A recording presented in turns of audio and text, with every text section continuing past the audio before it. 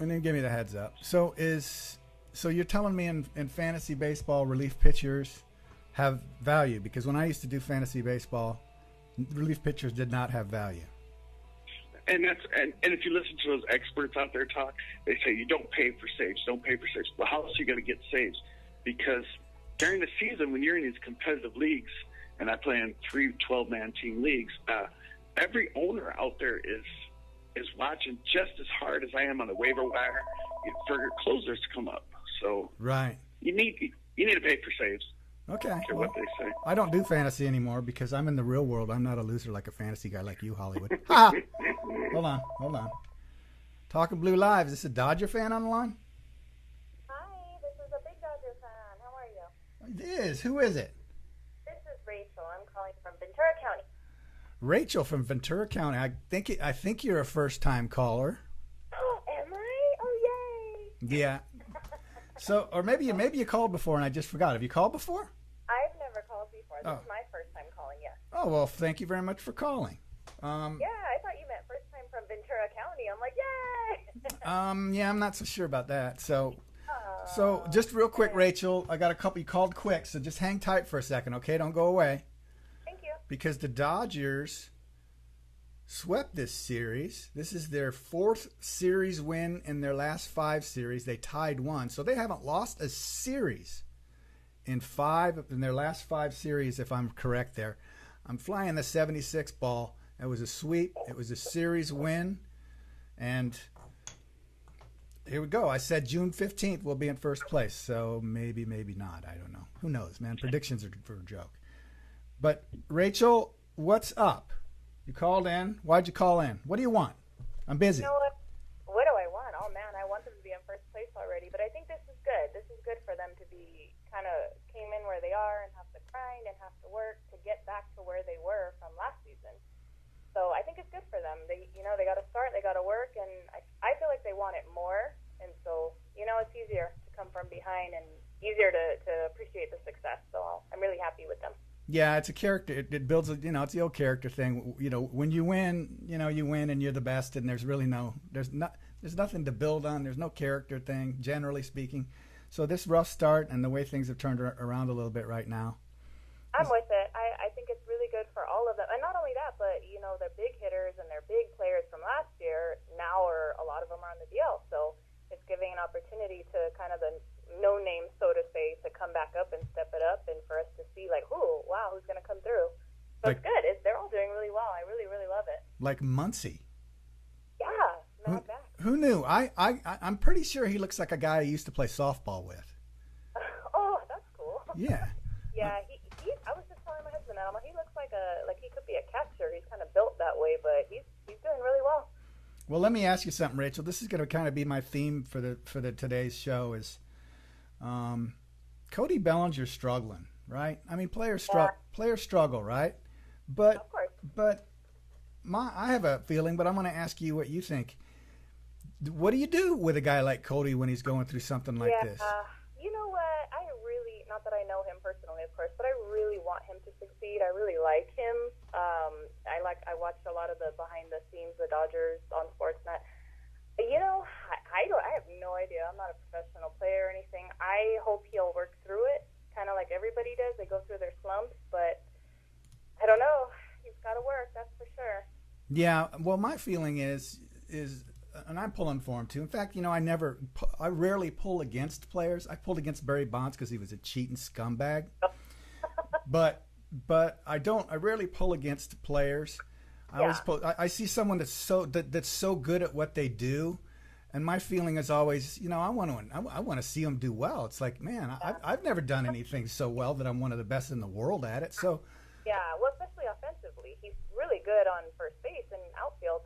But, yeah, his bat has got to wake up. And you know what? Last season when they sent – it might have been before last season. I don't remember. When they sent Puig, down, and he came back kind of with that fire lit. And Jock went down, too, once, didn't he, last year? Right before back the World Series, and he lit it up. So, I mean, I don't know. It's just a slump right now. Maybe – who knows? I'm a therapist. So maybe he's got personal stuff going on, but I don't know. Well, that's the thing. You never know what these guys have going on. Sometimes I've seen fans bag on a player, and then you found out later that his wife was deathly ill, and it's like, maybe because I remember hearing about Yasmani Grandal last season when Barnes stepped up. I didn't know, obviously. Again, I don't know any of them personally, but hearing what his wife was going through and how hard is that, we don't take into account. We just see the outside. We see the outside of them not producing. We don't, remember the people too. But as fans, I mean, we pay the bills, right? I mean, it's our money that makes this go. So, but see, you're talking to somebody who works with people's feelings, so I'm like, yeah, what about them? But I get it, of course. Obviously, this is their profession, this is what they're doing, but still, they're human, and not only that, it shouldn't all fall on one person to win the game. Like when they really give Kershaw a hard time, and I'm like, well, yeah, Kershaw's getting paid crazy amount of money, but you can't win a game if nobody scores. There's a team. There's a whole team behind him that needs to get on the board. You mean if you don't score, you can't win? If you don't, yeah, right? Oh, there's a thought. You would play and they would score one. Okay, but here's real quick, Rachel. Here's my thing is, okay, why not because he's not going to kind of work it out coming with Muncy kind of starting at first base now. You're not going to pull Muncy, so why not send him down? It's not a demotion. I mean, it's like going down and kind of working on your, when you have someone come into one of your practices, you tell them to go away and do some work, right? Well, this guy needs to go away and do some work. I think he just needs to go somewhere where he can get his swings in, and I don't see that's such a negative. A negative thing for like a consequence or something. I mean, I don't know. I don't know how he would take it. Maybe it will light the fire in him. I mean, he's great. Obviously, a great player. He's worked really hard. Last year, he was amazing, and the team's. I mean, again, I'm a big fan since I was 5, so I'm kind of like, you can work through it, man. Like, you can do it. You can see me on Twitter. I'm always like, don't give up. Like, you could do it. Rachel, Rachel, who's your favorite Dodger of all time or right now? All time. You know what? Probably Oral. I was 5 and watching him, and when they won in '88, and my parents. I remember that was probably one of my first Dodger memories. Is my parents jumping up and down on the bed when he was pitching, and so I think probably Oral Hershiser. That's pretty cool. You were 5. Yeah. I'm so old. Yeah. Okay. Well, is there anything else you want to say? You know what? I have a question for you, and you may or may not know this, but I have been trying to audition to sing the national anthem at a home game forever. Yeah. They don't back, man. They don't. I sang for the Lakers. I sang at Sumas Casino, and they don't call me, and it's really bummer because I'm like, who do I talk to? Come on. Well, I don't know. I don't know who handles that over there. I know. Actually, I don't know. I know there's PR people on Twitter. If you look on Twitter for Dodger PR people, that's where I'd start, and I'd say, hey, But I've done that. I emailed them. I ran the 5K at the Dodgers Foundation, and I even talked to the person who runs that. And I kind of, unfortunately, I haven't heard back. I know they're really busy, but I'm kind of like, come on, man. Like, I get it. You want to have famous people singing, but have the fans sing. Like, come on. Can you do me a favor and sing the first couple lines right now? Yeah. A little preview. Yeah. All right. Oh, say, can you see? That's way too high. Let me go lower. Oh, say, can you see by the dawn's early light? Oh, okay. That's good. That's enough. All right. Are you on Twitter? Say it again? Are you on Twitter? Yeah. Okay. Well, what's your Twitter handle? Well, let me go to it. Hold on. I think it is. I'm going to it right now. At Rachy137. So it's at RACHY 137. Well, I don't know what good I'm going to do you with this, but I'll throw it out there. Let's Rachel wants to sing the national anthem. If anybody at the Dodgers happens to be seeing this, Yeah, now you know how to get a hold of her. I even ended up back in, God bless her heart, but when Fergie did it, and I retweeted it and said, come on, even Fergie has a shot at this, and I had almost 30,000 interactions, but nobody contacted me. Well, maybe you need to go over there and knock on that door. Like, come on, look, I'm looking at it right now. 29,901 912 people impressions that they saw that tweet. And I was like, come on. Well, I wish you best luck. But do me a favor and call back and let me know how that goes. You know what? I will. Hopefully they will call me. All right. Well, good luck, and we hope to hear from you soon, and good call. Thank you for your time. All right. Thank Go you. Dodgers. Bye. You got that right. Go Dodgers. Thanks, Rachel. All right, Hollywood. That's a good call. Hey, I just want to say that I actually have sung the national anthem at every single game I went to. I'm just in the stands. I just sing along with the singer. Oh. Yeah. They don't give me a microphone or. No, I don't imagine they would. But, I don't imagine they would give you a microphone. That's interesting. Anyway, actually, you know what? I was at Disney Hall once shooting some photography, and I got to stand on the stage of Disney Hall, and I sang a song completely all the way through a cappella. So I like to tell people, I played Disney Hall, and you could have heard a pin drop, because you could have, because no one was there. All right, so. So hey, Hollywood, we swept. It's our second sweep. Like I said, we've won 4 of the last 5 series. This is what I'm talking about. Win some series. And then we tied 1. So in the last 5 series, we haven't lost a series. So I do think things are definitely turning around. How they can be turning around when this guy's slumping, this guy's back is bad. I don't even know where this guy is right now, but he's coming back. I mean, so much bad thing, so much has happened, and the Dodgers are, probably because the division stinks. But, they're beating teams that they need to beat. So, any thoughts on that, Hollywood? Yeah. About Bellinger, first of all, I worry that he could end up where, look down the road, Jack Peterson. That's all I'm saying. Look down the road, man. Remember Jack Peterson?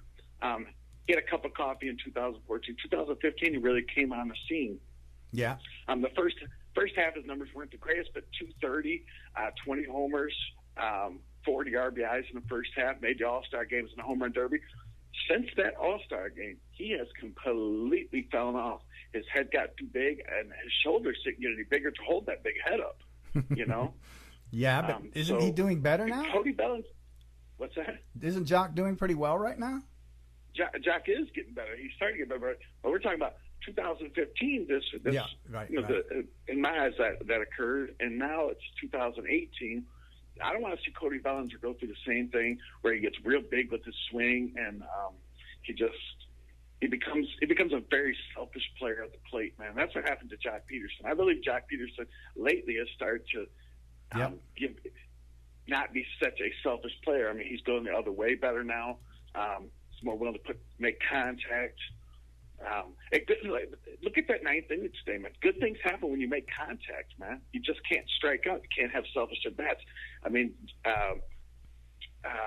JT's perfect example there with his 9th inning. He just put the bat on the ball, man. Yeah, he was struggling too. He was struggling to do it, but he just was like, I'm not giving it. I wondered if he was going to just say, screw it, I'm going to go and try to lace it. And then he hit that little dribbler, and good things happened. So. Yeah, because you made contact. Nothing good's going to happen when you strike out. Nothing good can. No. Every time when I coach Little League Baseball, that's what I try to tell the kids, man. Nothing good can happen when you strike out. You just have to find a way to make contact. That is so true. And folks, the best caller today is, and Hollywood and I are going to pick the best caller at the end of the show, and it's totally random. It's based on what we want and how we want to do it. But Hollywood, we're both at the end of the show. So that was one call, Rachel already, Hollywood. So just kind of make a note of the callers today, and the best caller is going to win this beautiful little Cody Bellinger. What a day to give away the Cody Bellinger bobblehead! But he's kind of like the topic for me right now a little bit, because to me, this is one of the it's like the weakest link right now in the chain, and you're only strong as your weakest link. So I'm just wondering, what do we do with this link? You're with me that maybe we send him down to the minors and let him do his thing for 7-10 days, or is that just a place for him to go down there and crank on the ball and find success and then not really do any changes at all? Well, if he goes, I believe yes. I believe you do send him down to let him work on things. But if he doesn't do the work that he's asked to do, then you don't bring him back up. If he puts in the work, he's not just down there cranking away on AAA pitchers. Right. Then it's forget about the results, man. Let's talk about the process. Are you going to go through the proper process? And yeah, that's the thing about baseball is results are kind of good in hindsight. They're good to look at in hindsight, but as far as trying to just do the right thing day in and day out, it's all about the process. And you might do something really stupid and have some dumb luck and something good happens, but I don't know. You're right. It's about the process. Yes. No, you're absolutely right. I can live with physical errors, player bobbling the ball, anything like that, but mental errors is what really, in the words of Peter Griffin, is what grind my gears. Yeah, I know. Yeah. Mental errors do not. Okay, I got a little something for you then. And there's a line, folks, right there, 323-664-5431. Call in. You might win a Cody Bellinger bobblehead. We do this show for you people because so many people were telling me, and I've been kind of doing Dodger stuff for a long time now with the Dodger Fan Weekly girls and some stuff documentaries I've made and stuff like that. And people were saying, man, there's no place for fans to be heard. Sportsnet LA, I don't get it. 570 radio, I turn in there and it's like 2 calls and a bunch of ads and no one really gets to ask anything questions. I thought, okay, for 1 year I'm gonna do a show. I'm gonna do it. We're gonna have, let's see, how's that work? 27 Sundays, 18 Wednesdays, and 7 Thursdays. You'll be able to call in. We do at the end of every series. Hollywood and I, or Ron Cervenka, or another guest, will do this show. And it's a place for you to call in and be heard because there's really no other place for you to call in and be heard. And it's going to take a while to build this show, but we're going to do it. And there are many places where you can find us. Today, I think primarily, I don't know. Charlie, where are we? Just Facebook today? Or Twitter? Okay, so we're doing a couple places today. Primarily, we're doing Facebook today. And, so we're here for you. And so without you calling in right there, and, a lot of people watch the show the next day or the next couple days because it's just not something live. It's not an event that live that people are aware of predominantly yet. But they do find it a lot on our platforms. So, Let's see. There's the line. Call on in if you want and if you can. Hollywood is my sidekick, and several people have asked, who is Hollywood? And he's just a baseball fan. He's someone who knows a lot about. He just loves baseball. And one of the things we've done is because sometimes we wonder if it's healthy or not to love his baseball as much as he does. So we'll have his brain scanned, and we look at that scan. The first time we did the brain scan, just a little glove was showing up down there in the ponds, and it was like, okay, maybe he's thinking a lot about baseball. The ponds, maybe a glove is not so abnormal if you think a lot about baseball. But then, boom, like 2 weeks into the season, that big ball was showing up in his cerebellum, and then on a cerebral cortex. Another little glitch, another little ball. Now, his corpus callosum looks very good. That player there reaching for the ball, that's normal. But that's a normal scan. Yeah, that's a normal scan. Except now, last week you said something about you said to the people on the show, you said, hey, Kemp, on the road, Colorado, count it. Did you essentially say that? Yeah, I said I look for him to have a nice series, man. And so it's showing on your brain a little bit there on your scan, but at the end of the day, you were right. You were right. Yeah, well, 4 for 11 with 4 runs, 2 homers, 3 ribs, and part of a sweep. Can you say that again real slow? What were those stats? 4 hits and 11 at bats, 4 runs scored, 2 home runs, 3 ribs, and part of a sweep. Wow. Now I know he kind of didn't get the ball in at one play I was doing something at that point. I didn't see the play. He's older, and he's not gonna exert to himself to the extent where he may get an injury. I'm old. I know how you at the end of a career you kind of get going. You don't want to do things that are gonna pop tendons and pull hamstrings and stuff like that. So I'm not making an excuse for him. but he's doing super well. I just love watching the guy. I didn't used to feel that way when he was a Dodger. I just thought, man, this guy is just. I wasn't a fan of his, but now I'm totally a fan. Not because he's doing great, but because of the way he's playing baseball, and it's very, very cool to see. And he looks like a leader to me. It looks like the other players are kind of looking at him now, like, okay, I think I can follow a guy like this. Whereas I know that wasn't the case before. Yeah, no, I think you hit the nail right on the head there. I think he's turned more into a leader as he's grown, a little wiser. Yeah, yeah, wisdom. So, but now I got a question, and Dodger fans, I'm going to go ahead and put the number up here again, right there. I see on our other platforms, there's a bunch of people there. I see people are typing in on Facebook. I'll put it on YouTube later. Call in. We're here for you. Hollywood. Before you put that question out there, or let me know, because I have a couple stats that I want to give from this series that I found to be very interesting. Okay, then we will definitely get to that. Okay, but I want to do a point real quick here, and don't let me forget those stats because I want to hear them. Okay. All right, here's my thing. We've won some series. As a fan, things are going pretty good. There's a lot to, you can go on and on online and see people analyzing the games and analyzing all the people want questions for their mailbags and all that, and that's super cool. I support all of that. Here's my thing. Here's my issue. When a player does not run out of the batter's box after striking the ball a long way, it is the manager's problem. It is a reflection of the manager. It's happening again and again and again, and it hasn't hurt us. It hasn't hurt us yet. But this nonsense of standing there watching, and I love Yasiel Puig right now. I love the way he's doing things. He was the one today, and it seems to be someone new every time. And when it's one player after another player after another player, that's not a player problem. That's a manager problem. And I think I'm going to chastise Doc a little bit here. I don't think he gives a crap what I want to say, but nevertheless, I'm a fan, and I'm going to say it. Don't let your players stand there and watch the ball go into the field of play and look and act like it's a home run. Make them hustle out of the box.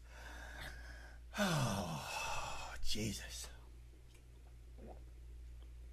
Spoken like a true old person. Yeah, no kidding. That's what we old people say. I say it, son. If you don't run out of the box, you can't get the second, and you certainly ain't going to get the third because you stand there and you look for your home run to go over the fence, and oh shoot, didn't go over. Guess I better start running. Yeah, I know I'm old. I must be old too because it rubs me wrong the same way, man. It's just yeah. Well, you know what, Hollywood? When I was 20 years old playing, I still felt this way. So this isn't for me an old thing. Personally, I was always like, hey, man, I'm out there busting mine. I wasn't good enough to just kind of walk through it. I had to really work hard, and please do the same. We're teammates, man. Don't diss me by I got to hustle and you don't. Let's all hustle. Let's every one of us hustle out of the box. So whatever. I didn't hit any home runs in Little League. I hit my first home run didn't come until I was an adult playing softball. So that's so I never hit any. That's so sad. That's sad. It is. Did you ever cry? It is. I cried all the time after every at bat. I was crying. I'd hit a triple and I would cry because it's not a home run. Oh well, that's just silly. I used to cry after striking out, and that's the truth. I would strike out, and I just, which is why I'm not a great player. All right, let's right here, Dodger fans. Hold on. Over here. You see the number 323. Hollywood, maybe we'll have a nice short show today. That's during the day. It's a nice Sunday. If you want to call in. We're here for you. Tell me about those stats, Hollywood. Well, I think the difference in this series was the runs scored and when the runs were scored. So listen to this. The first 5 innings of each game. So if you combine those 15 innings, 5 innings each game, okay. The Dodgers scored 12 runs in the first 5 innings of each game. So 15 innings, 12 runs scored. Not of each game, but you mean in the total, in the aggregate. Cool. Yeah. Right. The total runs scored for the first 5 innings of each game was 12 for the Dodgers. Okay. For the Rockies, it was 16. They scored 16 runs in the first 5 innings total. So like five runs in the first 5 innings, they were averaging 5 runs per game. They're averaging 5 1/3, Right. 5.3 runs. Right. Okay. Yeah. But the last 4 innings of each game, so that's only 12 innings. Right.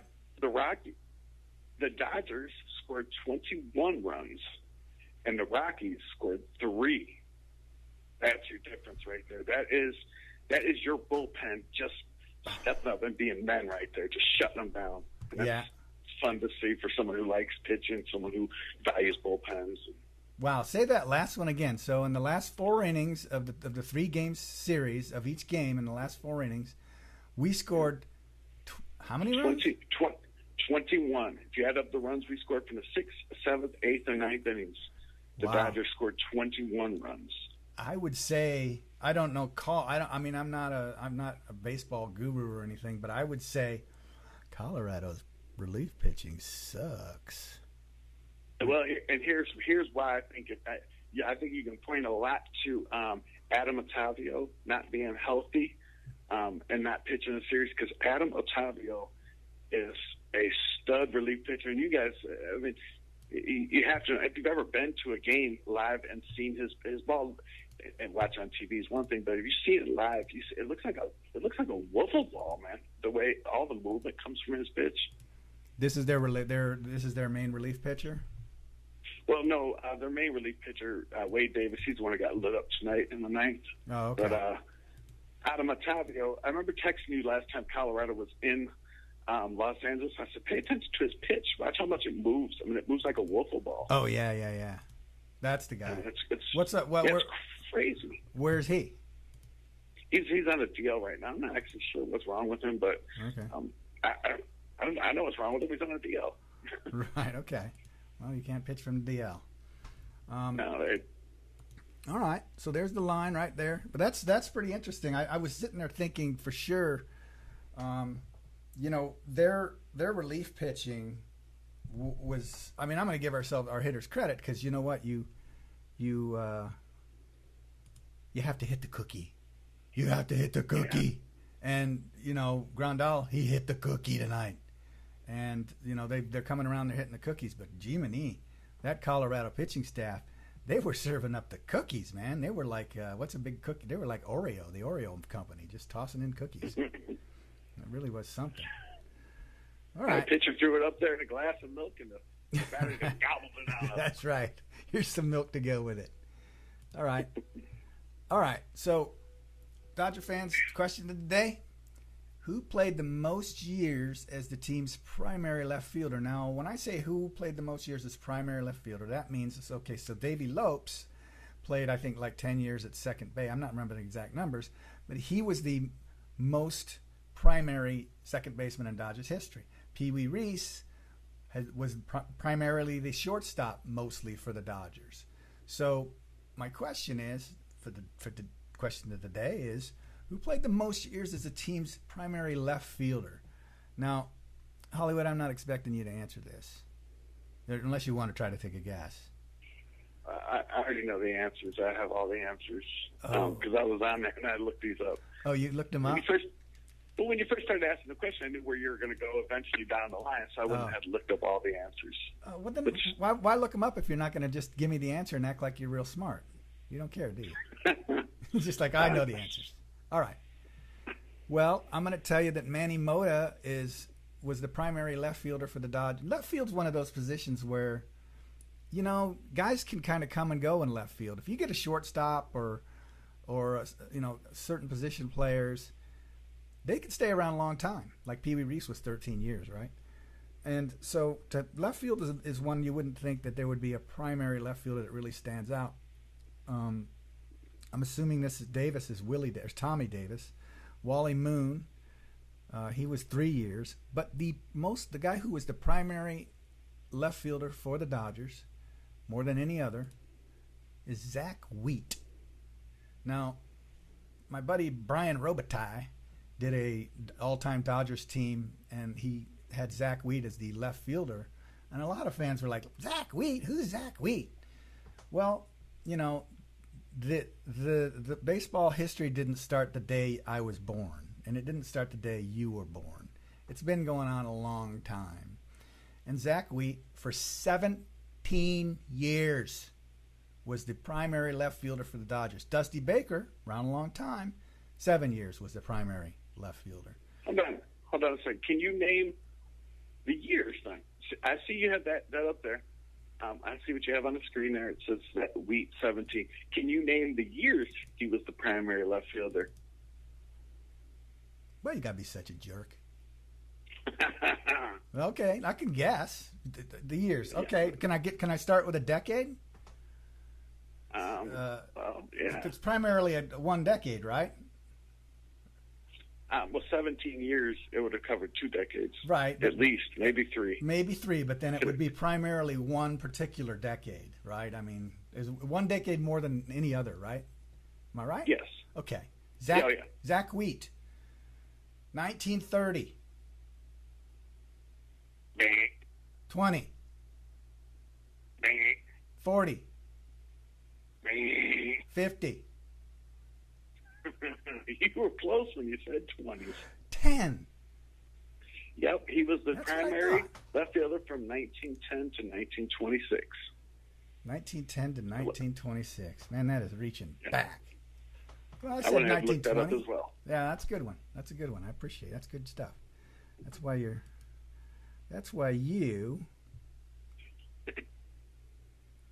Got brain problems. That's why you have these problems, buddy, right there. That is your issue. All right, hold on a minute. Let's go. Phones are ringing. Talking Blue Live. Hey Tom, how you doing? Frank Talk LA. Frank Talk LA. Which Frank do I have? Yeah, Frank Martinez. Frank Martinez. Okay. The other guy's Frank Lopez. And Frank Lopez. He's the Beesball, right? And you're the Frank Talk LA. He's the Huh? You there, Frank? Oh, did I? What are you guys talking about? What's the topic? Well, we were talking about Bellinger. I don't want to go back over the stuff we already talked about because for the people that will watch, it'd be a little boring. But we were talking about. Here's my thing. Real bluntly. Send Bellinger down to the minors for a week, 7 days, 10 days. Let him get some swings in. Bring him back up. Thoughts? Okay. I've been on the opposite side of that take. I've been more a strong proponent of dropping him in order and keeping him down there. Keeping him eighth and let him figure it out here.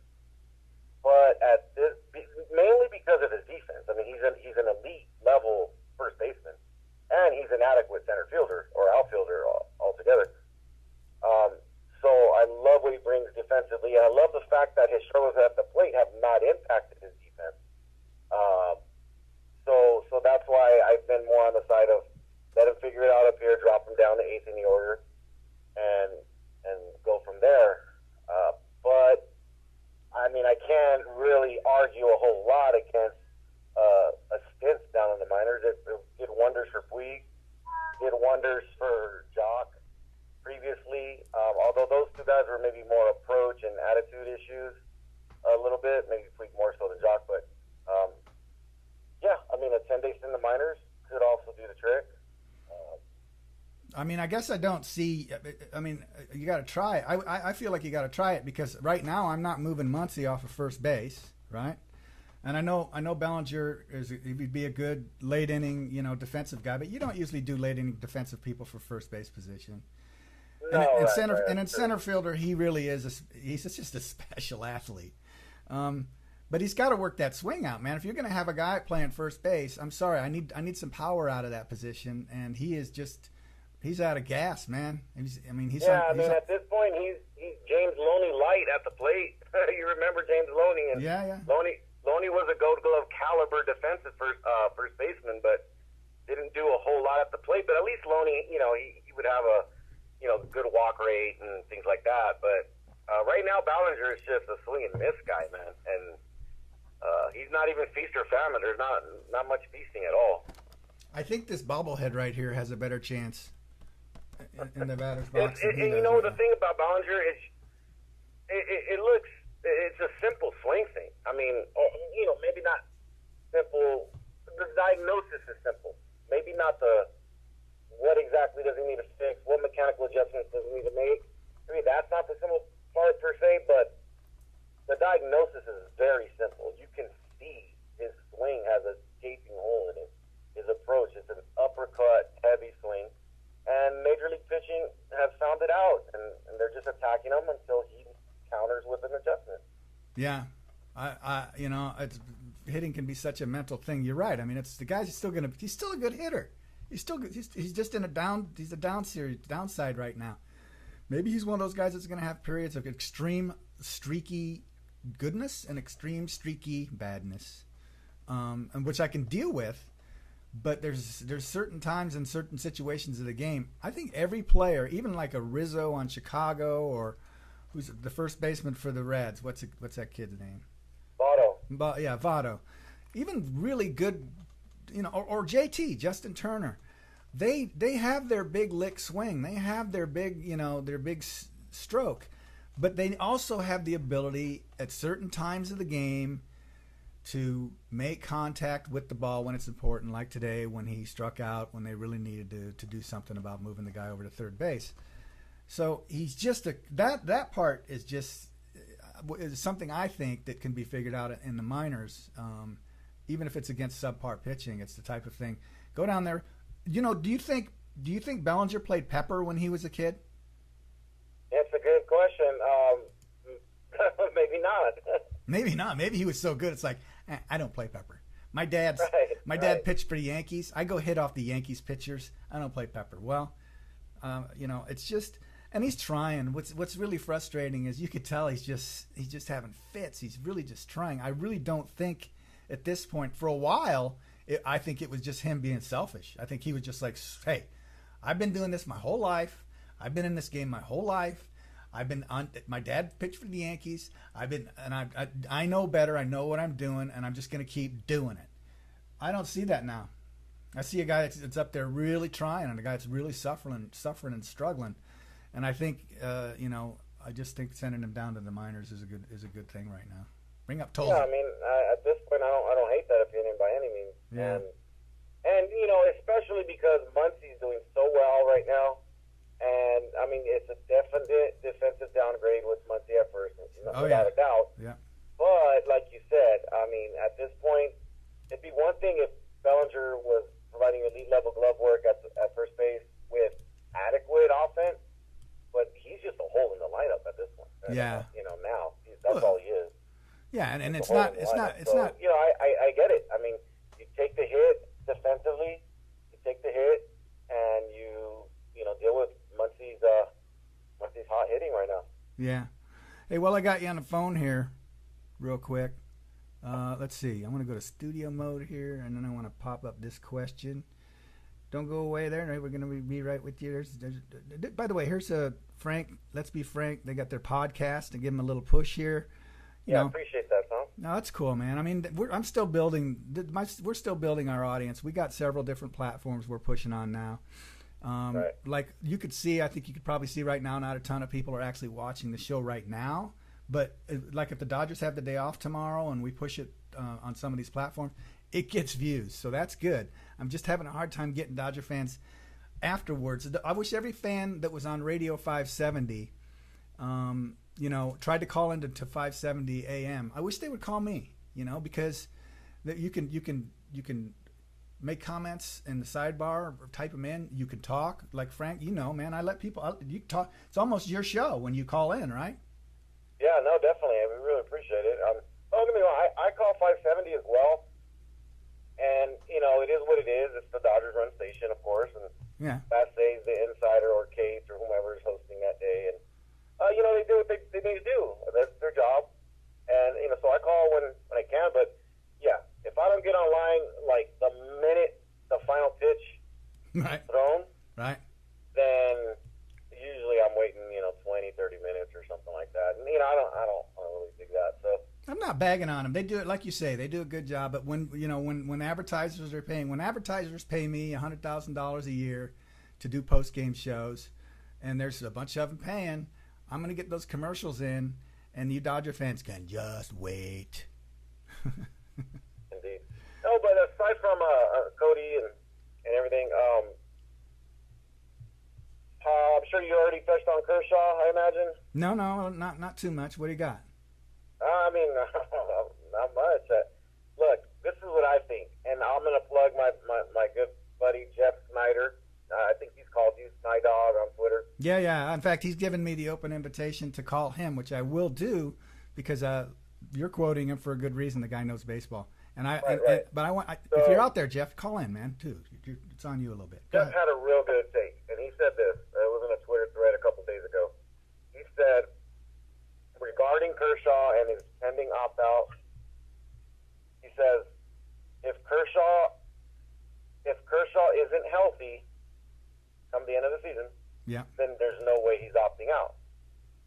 In which case, you got the offseason to try to get him right, and you have, you got him for 2 more seasons locked in at a fair price for his level. Which might be a happy thing. But to finish the thought, I'm sorry, Tom. No, go ahead. Finish up. So he says if Kershaw is unhealthy, then he won't opt out. If he's healthy, then he'll opt out, and a healthy Kershaw is worth paying.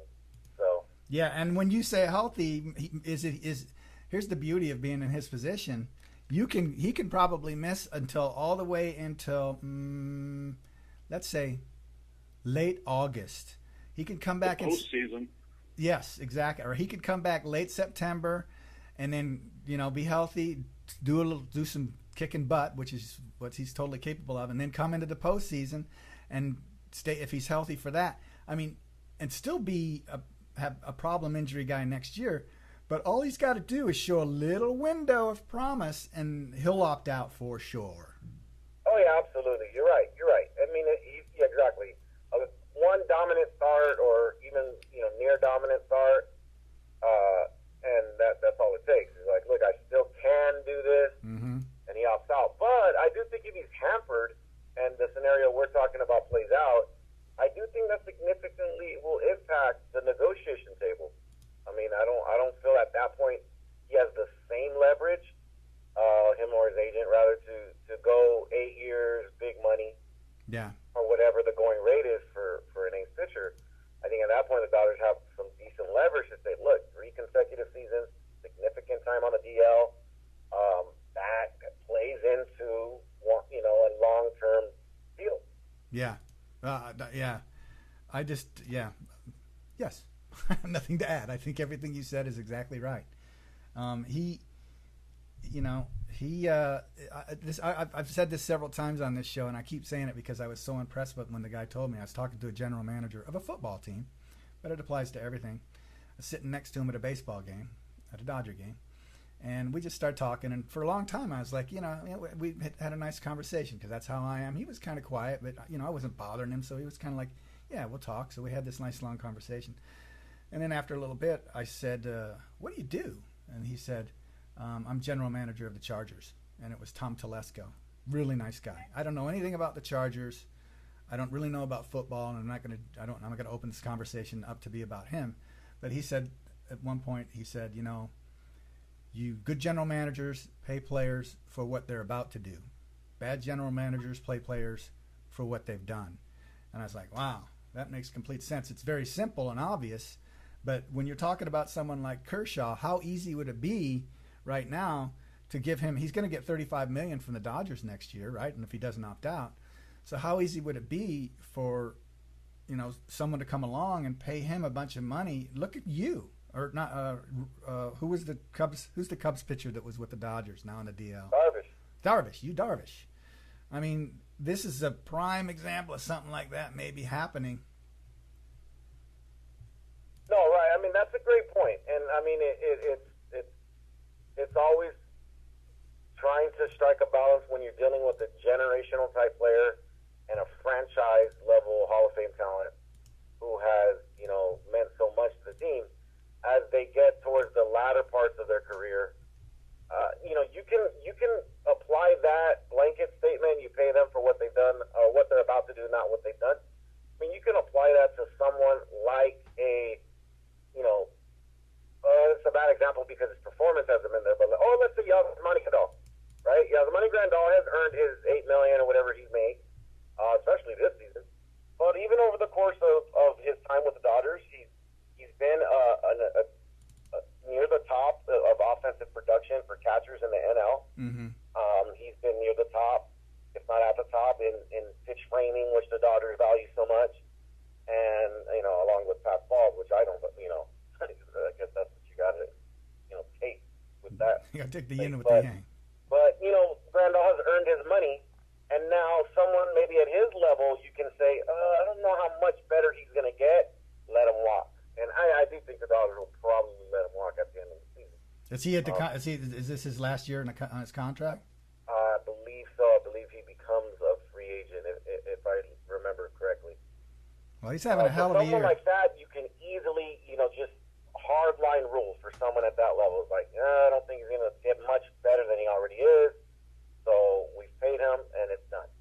But someone like a Kershaw, the Lakers have that issue with Kobe Bryant recently, obviously, and some other, just any name your superstar generational talent, name your team, and it pretty much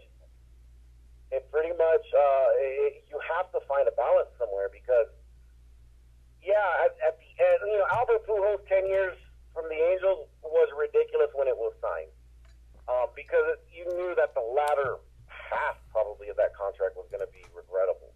Well, who was that other left fielder that they signed? That was even worse. Who was that guy, Hollywood? Oh, Josh Hamilton. Yeah, God. exactly. That was another there's a one. classic example of what we're talking about. But they were able to. But trade I mean, him. if you're signing someone like Kershaw, let's say if you're talking 7 or 8 years, and 2/3 of that time is still going to be elite level production, right? By your estimation, then you probably overpay.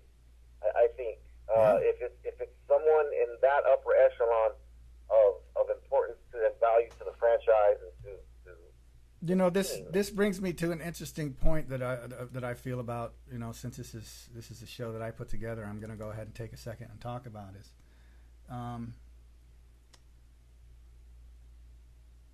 Kobe Bryant ruined the Lakers for 10 years because I don't agree with you, but I'd love to have the conversation. I mean, if you want to. No, well, I mean, maybe I shouldn't because you probably know more about this than I do. So, but here's how I feel about it. When you have an athlete that wants so much money that they can't pay, that your team can't pay other players to be around him, then you have an athlete who doesn't care about winning. You have an athlete that cares about getting paid. I know that the goal is to get you the most you can, and your agent wants to get the most you can and get value out of all of it. But there is a point, especially at the end of careers, where players need to be a little bit smarter and say, if you really want to win, I always talk about, I've worked so hard, I want to win. I've worked so hard, I want to win. You know what? Then take a pay cut a little bit so we can get a decent second baseman or whatever we need or shooting guard on this team, because we're dumping so much money into your bucket. There's no other buckets. All the other buckets are empty. So if you're getting this much money and you can win all alone, go ahead. But when you get this much money and we're suffering as an organization for years, then you're not doing the fans or the team any good. So now hold on a minute, Frank. Let me get down off my soapbox. No, you know what? I understand your sentiment. I do. And I'm going to admit, there is a bias. Kobe Bryant's one of my most favorite. Him and Clayton Kershaw are my two favorite athletes of all time. I am a big Lakers fan. Yeah. Okay. But my short counter or rebuttal to that is it was a 2-year extension. So it wasn't like it was some, long-term contract.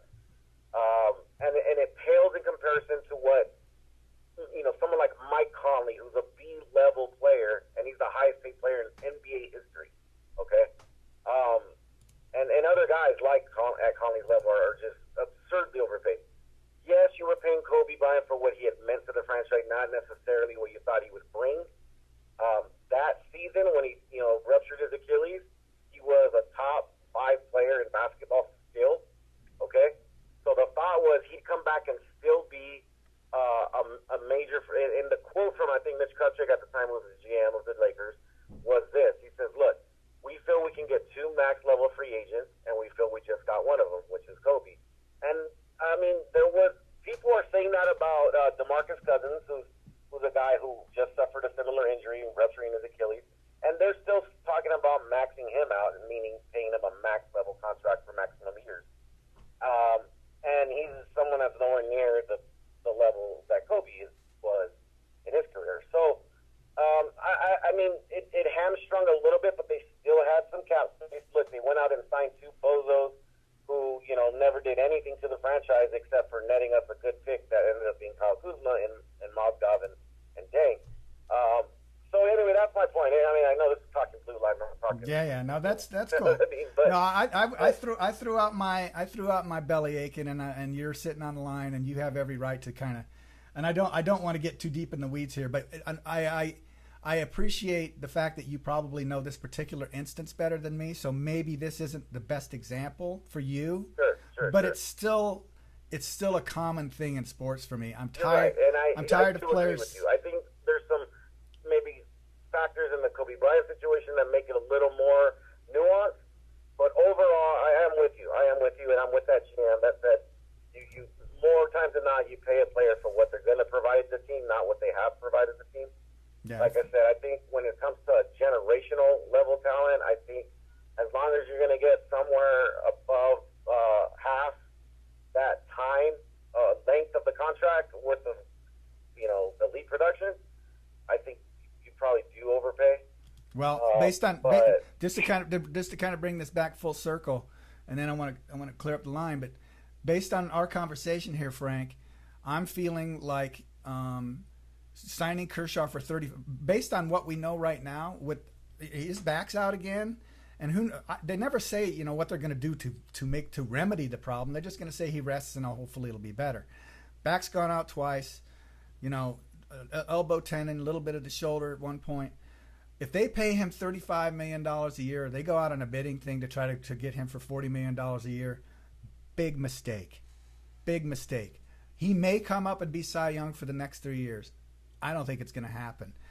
What I think is going to happen is he's going to slowly degrade into a really good pitcher. And that's not what you pay $40 million a year for. So I love Clayton Kershaw, and I want him to remain a Dodger for the rest of his career.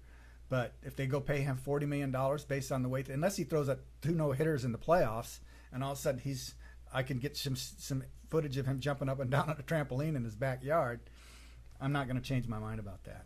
But anyway. Okay, but let me ask you this then. What if it's, let's say that's the going rate, 40 is the number. $40 million, but not 7 years, it's 4 years, 4 additional years. $10 million a year, or you mean $40 million or $160 million altogether? Yeah, 160. No, I just wouldn't do it, man. I just wouldn't do it. I know too much about age. I know too much about the aging process. When you're young. Well, I mean, I'm sure you do, but I'm just saying. At some point, where do you draw the line? It's a line to be drawn as far as, if you're overpaying, but it's short term. That's not as big of an issue for me. Look at what we're doing, Matt Kemp, right now. I, for the longest time, and I just in our last episode of the podcast, finally jumped on board with Matt Kemp. And his first home run back, gave it to him now. His production. And now, I mean, the dude is a legitimate NL MVP candidate as we speak today in June. Okay? Yeah. And, he's making $20+ million a year for this year and next. He's probably not going to continue pacing the league in batting average and, hitting with runners in scoring position. He's probably going to regress some. His walk rate is very low. His batting average of balls in play is really high, which usually, means a little bit of luck involved in some of his hits. So the point is, he's probably going to come back to earth, and by the end of the season, you're probably going to have overpaid a little bit for Matt Kemp, short term. Well, you're projecting. Now, I don't think short term overpaying. I don't think that hamstrings your team so much because eventually that becomes an expiring contract that you can get rid of, towards the end. So I guess that's where I'm Yeah, I don't, and maybe that's true. I don't see Kershaw looking for a short-term contract in 4 years. In fact, I'll go this far too. If Matt Kemp makes, and I hope I'm wrong, but if Matt Kemp makes it through the whole season without an injury, which because he's old now and I can see the way he's running now, I mean, we're walking the tightrope with him right now, and I'm loving it, man. I'm 50 stories up, and me and Matt are having a great season so far. But I know what it's like, and I'm not going to roll my dice or anything, and I'm not gonna put any money on Matt Kemp making it through the season or this being. If he does it for the rest of the year, you're right. It's a good deal. But anyway, let me open up the line. But you know what, man? I love your calls. You do know baseball, and I really appreciate it. No, absolutely. I appreciate you, and let's continue. Was it you or was it Ron Cervenka who mentioned the June 15th day as far as being in first place? That was me. Okay, well, you're you're on your way, man. You might beat it. Yeah, back when I said it too, it wasn't very. It wasn't. I don't think a lot of people would have got on board with me. So, man, thank you for bringing that up. All right, Tom. I appreciate it. All right, Frank. Be good. Take care. All right. Bye. All right, Hollywood. That was a lot. Anything cross your mind? Yeah, but nothing I can really cover in a few seconds, man. Well, I have some feelings about some of those topics as well. I don't want you to take a few seconds. It's our show. We can be on here as long as we want. It doesn't matter. I want to hear what you have to say. I want you to be nice though to our callers. Oh, no, nothing negative towards anybody. Okay. But just with people have to remember it's a business, and so long as players are putting butts in the seats, so long as the net profit they're bringing in is more than than they're paying out to this player. Like with Kobe Bryant, he's filling the stadium. Okay, he may not be getting wins, but they don't care. What they're doing is they're putting butts in those seats, man. So he's bringing the revenue in. He's bringing more revenue in than he's sending out. So they don't care if they pay the other 11 guys on a team $5 a game, and Kobe Bryant $40 million because. I agree. They're making more. I agree, and that's why I started off my whole rant with, "Don't lecture me about you wanting to win." I'm sorry, man. I don't want to hear it. You don't care about. It's like the Dodgers TV deal. We got all this money, and now we can put a great team on the field, and blah blah blah. They're putting their money in their own pocket, man. They're staying. We'll see what happens next year. If the Dodgers, Guggenheim Baseball Partners, if it meant making more money. If fewer fans watching meant making more money, they would not lop off and have fewer fans.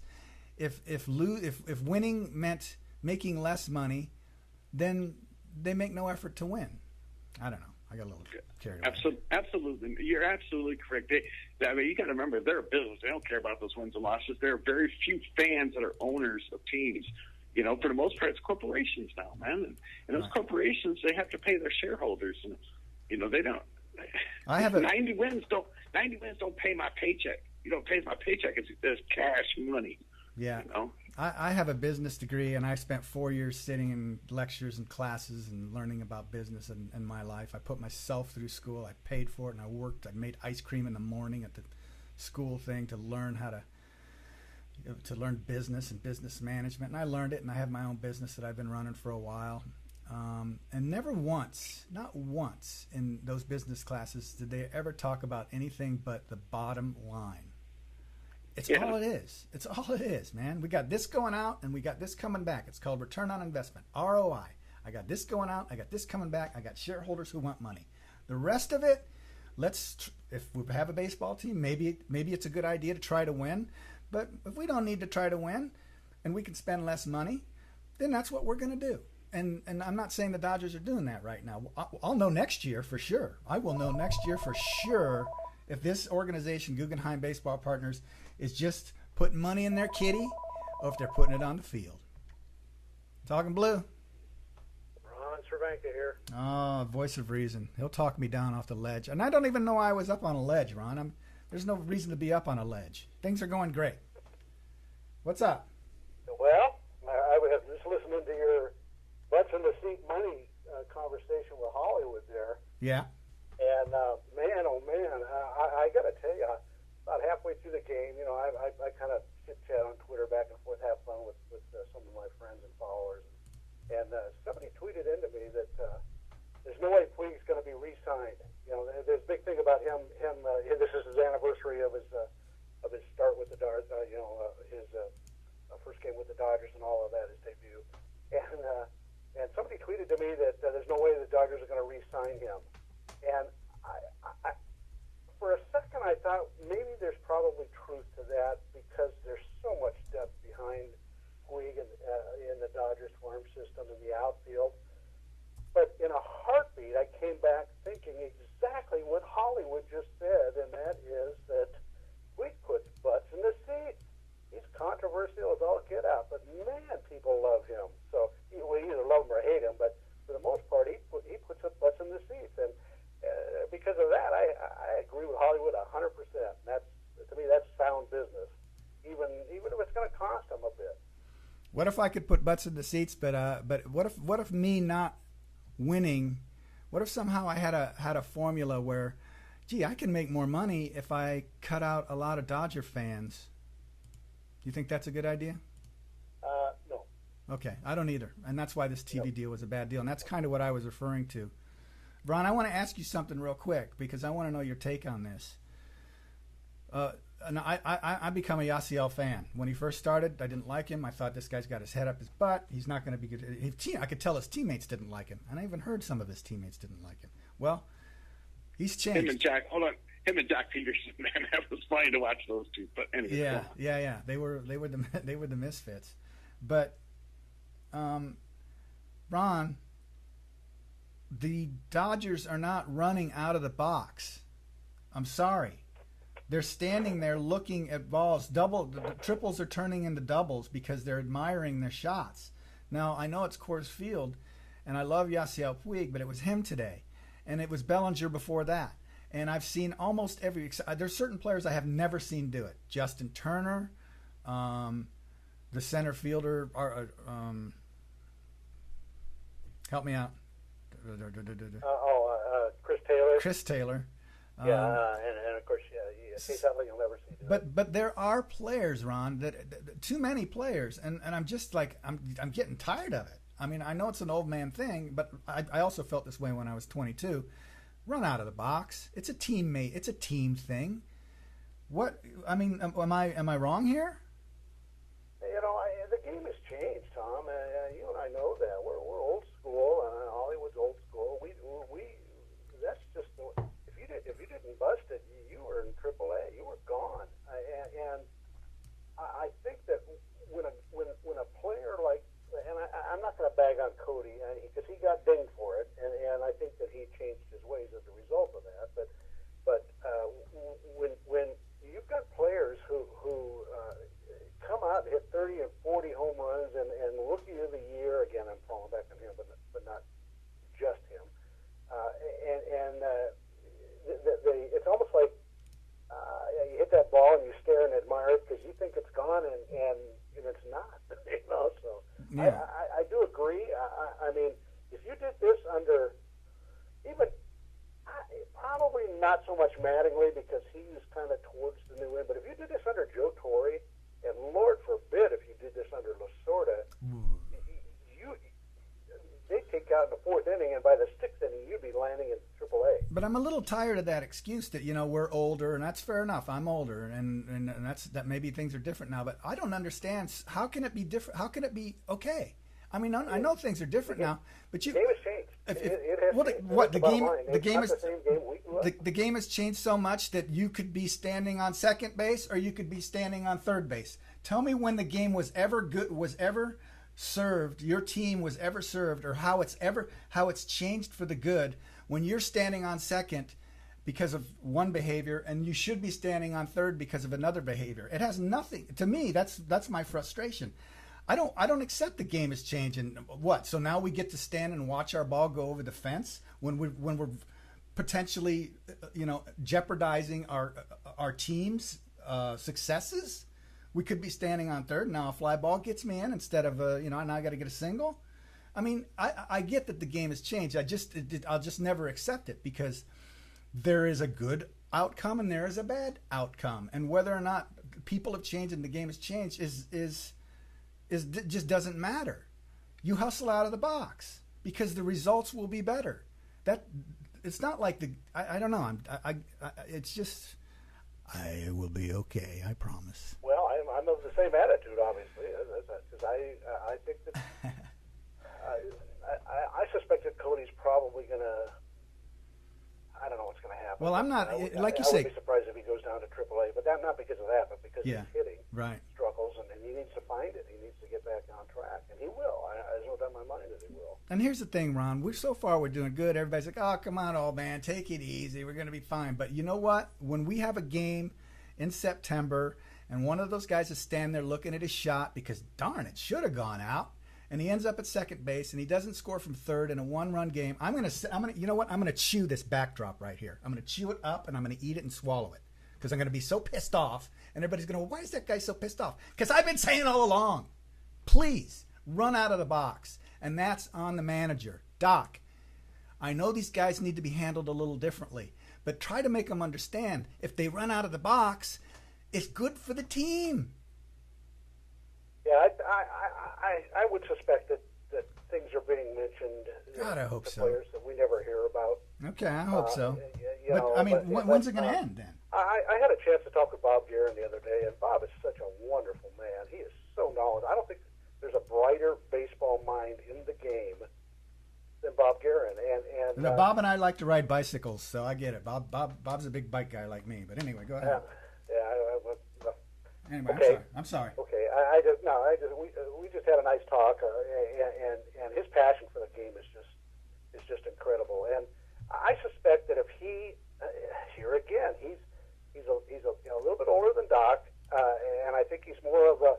He came up in the mentality that you and I came up in. I'm not saying Doc's slacking because he benched Cody. I mean, but I agree. I think there has to be some accountability. If you're going to do this, you better expect to either go down to AAA or at least sit for 2 or 3 days until you come to reason with yourself that busting it out of the box is the right thing to do and the right way to play the game. And if there's a young Dodger fan out there in my audience, if there's a young Dodger fan out there and they can explain to me how the game has changed and how the game is better because the guy can stand there and watch the ball, stand in the batter's box, how the game is better because he's watching the ball. If you're out there, youngster, call me. Explain it to me.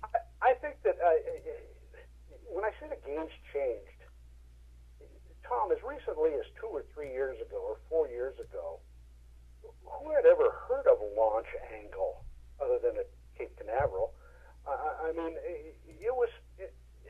that never came into play, and now it's a buzzword. It's part of the analytics pitch track type thing that is such a big deal. And I get that it's fun to watch when you're watching a game to see the little square and the blue dots and the red dots and that ball bats speed off the bats 107 or 112 or whatever. I don't care. I like Justin Turner's approach. I like Max Muncy's approach. Max had a 12-pitch at bat today before he cranked that second home run that probably still hasn't landed. It was a great at bat. He's fouling off pitches. He's not. Max might be looking more for a launch angle pitch than say Justin Turner and certainly Logan Forsythe or Chase Utley because they're not home run hitters. But you watch Justin Turner's at bat up there when he ended up getting that scoring ground ball. That was a great at bat. I know. He's not trying to jack it to wherever, back to California from Coors Field. He's just trying to put that ball in play, and he did. It was a ground out, but it scored the run. That was the winning run. I know. And then Diaz comes up and he gets the monster mash, and that was sweet. We all love that. We all love the bat drop. It's kind of interesting that Max and Yaz, who are I believe both of them are now tied for the team lead with Kemper. I think it's a 3-way tie for team lead in home runs right now. But 2 of them are bat droppers. They're not bat flippers. Yeah. So there's probably going to be some analytics on that coming out here pretty quick, I would imagine. Well, I'm only for the bat flip. A lot of people, I know I'm old and stuff, but I want to. My thing is, I want to start seeing bat flips after walks. When you get a walk, I want to see the best bat flip you got, man. Because you if just a walk's in the winning run, I'm right there. That would be a walk says I love the bat drop. I've always loved the bat drop. A walk. It's a in your face. Yeah. But a walk says to the pitcher, you know what, man? You didn't even want to pitch to me. Flap and just flip that thing after walks. Well, here's the other thing. Launch angle, exit velocity. New ideas. New ideas good. New ideas always good. But new ideas not all there is. Old ideas still matter. New ideas come along. They work together for a while. Launch angle, velocity, cool. Go for it. When the game situation is right and it's needed, you do your launch angle and you do your exit velocity and you do the best you can that you've been practicing, you do it. But in certain circumstances, in a baseball game, launch angle and exit velocity mean nothing. Nothing. And that's what made Justin Turner's little dribbler that made the winning run happen so important. Yep. Man, I'm getting high and mighty today. I like it. I like when you get worked up. but I got to tell you, aside from that Puig, don't re-sign Puig thing because he's going to cost too much, whatever, which nonsense. I'm going with the butts in the seats thing, like Hollywood said. Okay. And he's just fun to watch. Puig's just, you never know what you're going to get. He's so incredible. You just don't know what. But he's such a gifted athlete. But Max Muncy, I put out a tweet last week, and even today, it was been a week ago. Even today, I still get retweets and replies and comments to it. I tweeted out that Max Muncy is the kind of guy that you can go out for burgers and beer with after the game. Yeah. He just gives you that impression of being that kind of guy. And I watched Alana's interview of him at post-game, and he's such a down-to-earth guy. And I've had the pleasure of speaking with him in the clubhouse a time or two. He's just such a great guy, and he's not pretentious. He's not flamboyant. He's not bat flippish. That's why the bat drop thing is it suits him. Certain guys, yeah, you expect that bat flip, but Muncy, bat drop is so perfect for him, and he's just, you know what, Ned Coletti said something the other day on one of the post-game shows on Sportsnet. He said that Max Muncy is this year's Chris Taylor. Oh, yeah. Only from the left side. And the more I thought about that, the more you kind of go, yeah. Didn't they both come from Seattle too? Or am I wrong there? Didn't what now? Didn't they both come from Seattle? Am I wrong on that? Well, you put me on the spot here. I thought it was Oakland, but yeah, you're right. I think you're right. Okay. It was Oakland. Yeah. My bad. What's that, Hollywood? I said it was Oakland. You're right. It was Oakland. Yeah. It was just I don't know why that just stuck in my mind, but I'm just happy he's here. When he first got here, and he was bumping Cody at first base, I was a little uncomfortable with that.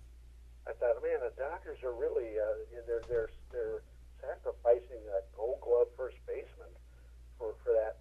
And then Max started hitting the ball, and I realized you have to have him in there. You have to have him in there every day. Yeah, you can't. And first base is a position, fortunately, and I'm not saying it's not an athletic position. Heaven knows it is.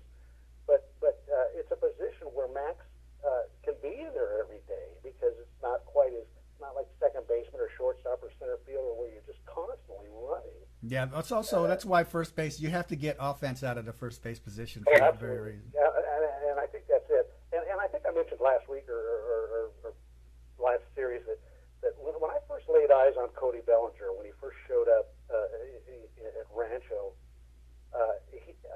he was an outfielder. He was a right fielder and he was a center fielder. My first exposure to Cody Bellinger was as an outfielder, and then I saw him play first base, and the very next, within seconds, I said, "There's Agon's replacement." Yeah. And there was no doubt about it, and he flourished, and he got Rookie of the Year as a result of it. I mean, he's just that good. But Max Muncy guy who now leads the team or is tied to the team in home runs, and he has great at bats and all. And you've got Cody Bellinger, who's hitting 217, and just struggling. And I feel bad for Cody because it's not like he's not trying. He's just in a funk right now. Rick Lundy used that exact word today on the broadcast. But you have got to have Muncy in there every day, and he just proved it again. Now it's Coors Field, I get it, but it doesn't matter if you're putting the bat on the ball and you're having 8, 10, 12 pitch at bats, you're doing it right. Yeah, I know a lot of fans. There's like different factions of fans. I want to fire the manager. There's those fans, and then there's we need to get rid of this player, and there's those fans, and then there's the front office sucks, and then there's those fans. Okay, maybe there's a little truth to all of it. I gotta say, when I see things like Chris Taylor and Max Muncy, because I know it's not easy to find like marginal players, and all of a sudden they're going to find success. They managed to be plucking these guys out somehow. I got to give them credit. Well, I heard someone say the other day that Farhan and Zaidi had been, or Farhan and Friedman had been on Muncy for quite some time. They've had a scout on him, or they've had somebody watching him for quite some time, and the opportunity came to make a minor league player trade to acquire him. They jumped on it, and who knew? I'll be honest with you, I hadn't heard of Max Muncy. I had not even heard of him. I know he had a couple of years in the bigs, but I hadn't heard of him. And when he showed up, I thought, who's this guy? And what's he play? And they say everywhere. And I went, well, we don't need an everywhere. We already got an everywhere in TK. But boy, oh boy, like I said, Ned Coletti nailed it. He's this year's Chris Taylor. Yeah. Okay, I'm with you. All the way. I got one for you, Ron. I got you on the horn here. Question of the day: in what year were these salaries paid to these players? Hollywood, you can play along too if you like. So, in what year were these salaries paid to these players? There we go. Don Drysdale, $46,000 a year. Maury Wills, $45,000 a year. Johnny Padres, $38,000 a year. Not up on my screen. Oh shoot! I put the answer up there. Or is that it? Just Don Drysdale? Oh, there it is. Yeah, but I didn't tweak the answer. Go ahead, guess. 1963. Hollywood wins. 5. Yeah, you got the whiteout or whatever it is. Oh, Charlie, you're fired. You're fired, man. You left the answer up there. You knucklehead. All right. No, I was kidding. Oh, right. Well, 63. Well, let's look at this for a second. $46,000 a year for Don Drysdale. There's your ace, right? Maury Wills, 45, and by then Maury's established. Johnny Padres, your number 2 starter. Wally Moon. Sandy Koufax getting $35,000. Wow, now there's a bargain. Tommy Davis, Moose Skowron, $30,000 a year. The Forgotten Dodger, Jim Gilliam, $29,000 a year. Now, in this year, you guys, do you want to take a guess what hang on a second before you move on. Yeah, no, go ahead. That guy on the very bottom. Roy Gleason. I love Roy Gleason. I had an opportunity to spend time with him and interview him. I love Roy Gleason. For your listeners who don't know the story, he got drafted and he went to Vietnam right out of he was ready to make it. He'd already made it into the big leagues. It didn't matter. He got drafted. He went to Vietnam. He got blown up. He was injured. He came back. He was unable to play. He missed the World Series in '63 because of the Vietnam conflict, because of his service time. But they had a ceremony and they gave him a ring. Roy Gleason, that's the guy. It's a great story. I do have it. If you go on my site, bigbluela.com, and you in the search box type in Roy Gleason, you will see the story on him. And it's just and there's a book about him. It's called Lost in the Sun is the name of the book. Say it again. Lost in the Sun. Lost in the Sun. Lost in the Sun. Such a great title for a book. Let's see if I can find it here. I got a stack of my books here, but I probably won't be able to find it. That's all right. You directed people to your website, and it's Lost in the Sun, and you can type in Roy Gleason, and this is the guy. This is the guy. We'll take you there. You know, we wave the flag so much nowadays, and we practice so much patriotism. It kind of gets lost on me. I got to be honest with you, and I'm a very patriotic person. But when I hear stories like that, Ron, and guys that didn't do lip service, they went and did it. That's pretty heartwarming. Well, I'm the opposite. I'm very patriotic and very loyal. What? Wait a minute now. Don't say opposite. I'm still patriotic. Let me qualify where I'm going with this. All right. Is there any risk of Cody Bellinger being drafted? Is there any risk of Chris Taylor having to go serve somewhere? Is there any risk of Clayton Kershaw having to? This is not to say that they themselves, and we all know just how patriotic Justin Turner is. This is not to say that they do not support our military. Heaven knows they do. My gosh, they do. They have special events. They have fundraisers. They do wonderful things for our military. But Roy Gleason went. Yeah. And if he there was the paper, he went. He got injured. Did he get drafted, Ron, or did he go under his own free will? No. He was drafted. He was already in baseball. He got drafted. That's the thing, man. You bring back the draft, and we won't be going to so many wars. That's my feeling. Oh crap! Oh, I just did it. Oh, I gotta go. Hold on.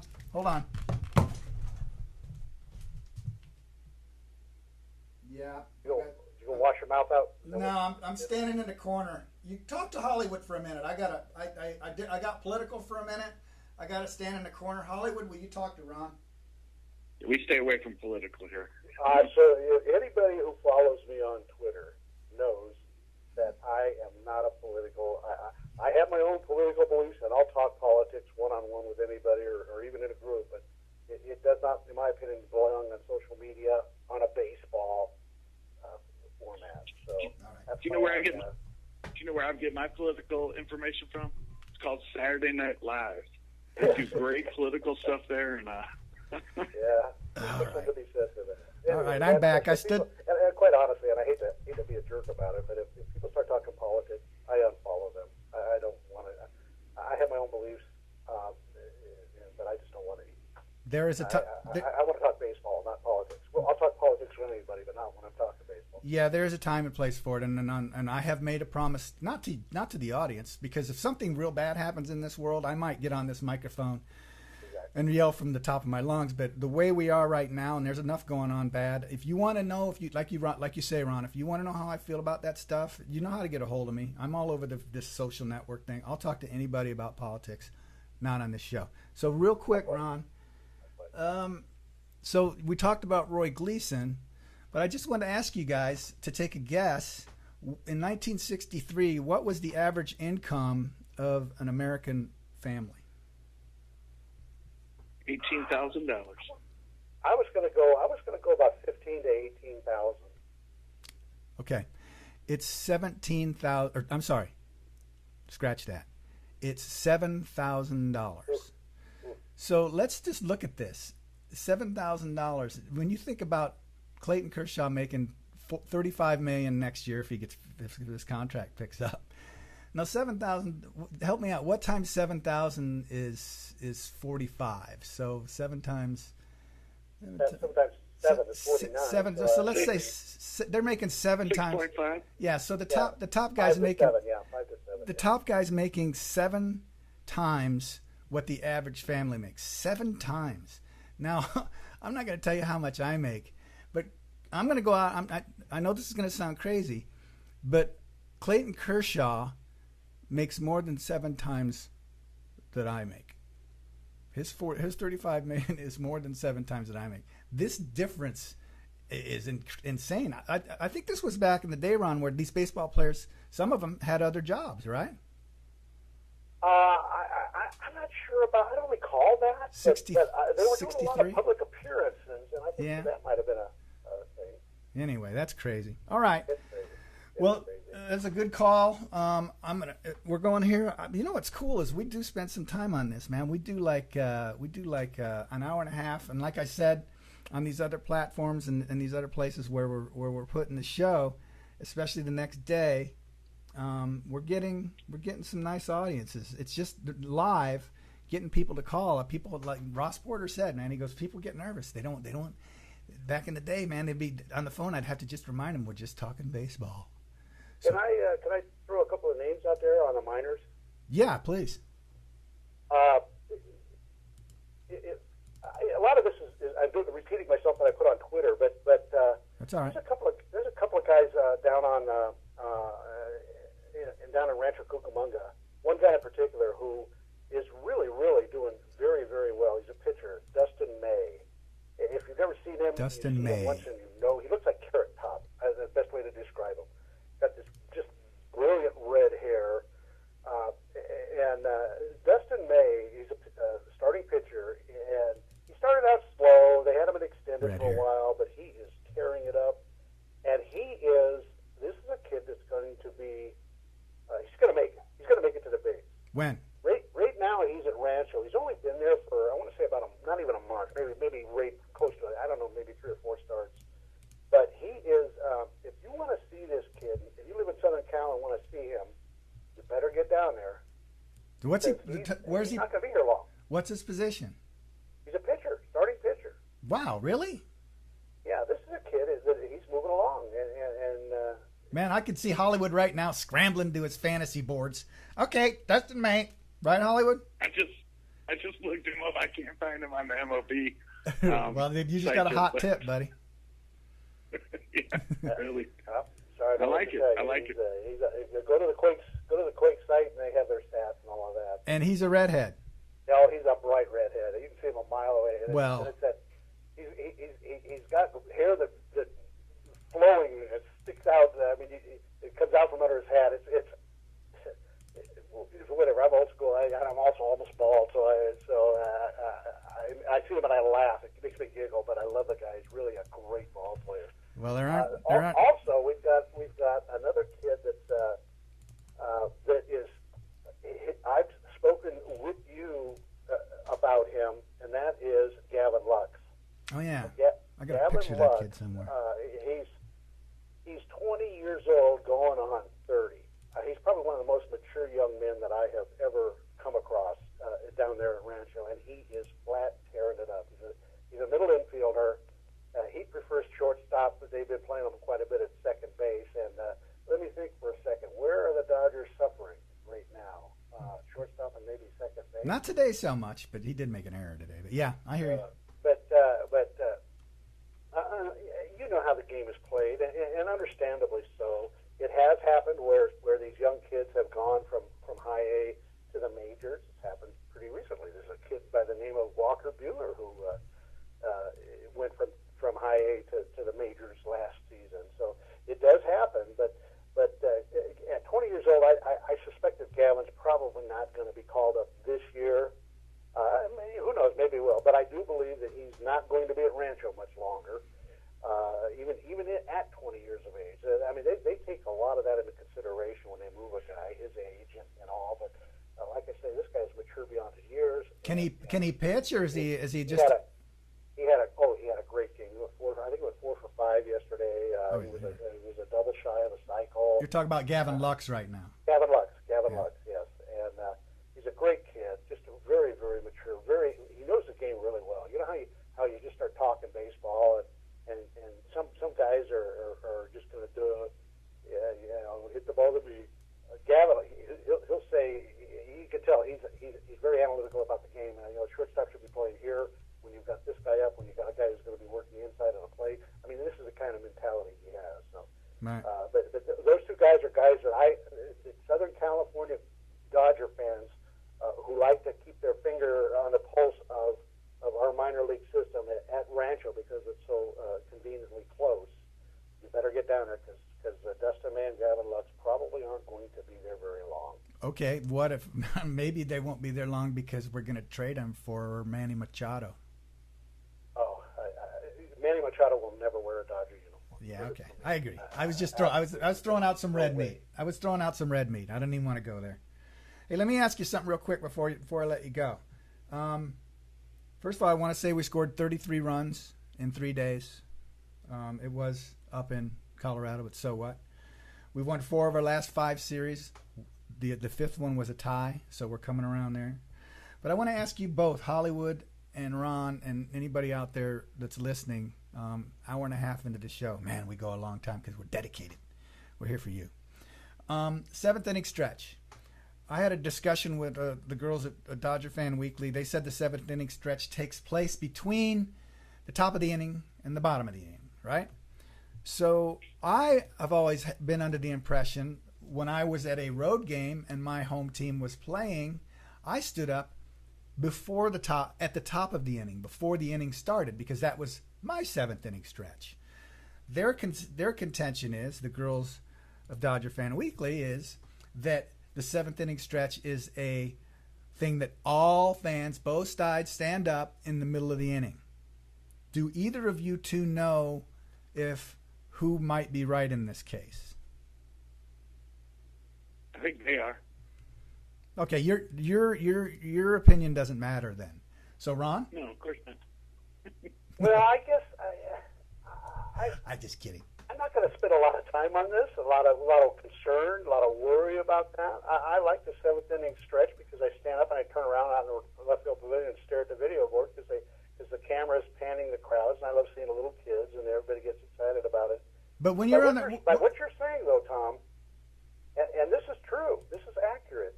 It's not the seventh inning stretch. It's the 6.5 inning stretch. Well, it takes place in the seventh, but yeah, you're right. But in the middle. It is not the completed inning. In the middle. That's how they rate everything. Innings played, innings pitched, innings whatever. It's done by the half inning. Okay, so. But let me just kind of boil it down to a simple thing. It is when you're on the road and you're watching the Dodgers, and when do you stand up for the seventh inning stretch?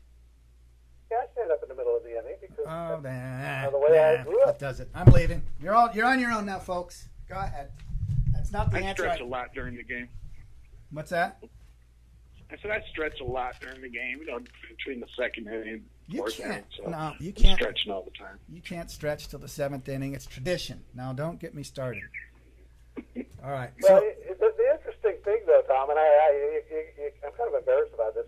I don't call it the seventh inning stretch. I call it the seventh inning. We qualify this here. Restroom visit. The seventh inning tinkle. Pretty close, yeah. Because that's the time and I leave the extreme second that third out in the top half is recorded. Otherwise, that seventh inning stretch, that's about the time all that beer that everybody's been drinking is really, really flowing through. So yeah, you might be standing there for a while, and I want to be back before the first pitch in the real bottom of the seventh. You know what? That I'm so glad you brought this up because I didn't bring it up. You did. That's a good point. No, I'm so glad I brought this up. No, I'm so glad you bring up the seventh inning tinkle thing because I want to come here, Dodger fans. I'm gonna tell you something here that's really gonna change your life. I'm gonna tell you something that's going to change your baseball viewing life. And what I'm gonna tell you is gonna be hard to understand at first, but if you try it once, just try it once, you'll be thanking me for the rest of your life. And what I'm about to tell you is this. When you have to go to the bathroom at a baseball game, do not wait until in between innings because you're going to miss more baseball than if you went to the bathroom with, say, 1 out and your team up, the home team up.